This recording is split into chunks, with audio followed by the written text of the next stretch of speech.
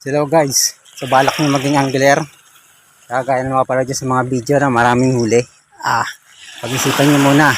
Dapat meron kayong spot na maganda. Fishing kayo, sigurado may mahuhuli. Kasi kung lagi kayo fishing tapos wala naman kayong mahuhuli at zero, hindi kayo mag-i-enjoy. Sayang lang yung bill nyo ng mga fishing gear nyo, fishing item nyo. Lagi kayo zero.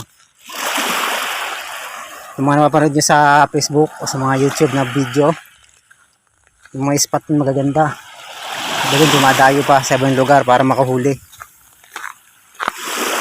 Ngayon, kung sa inyo wala kayong spot na maganda, wala kayong nahuhuli, walang mahuling isda doon kasi bugbog na, tapos wala naman ibang spot, pag-isipan nyo muna kung bibili kayo ng fishing item. Sabi ko nga sa inyo, pag lagi kayo zero, fishing kayo, hindi nyo mai-enjoy.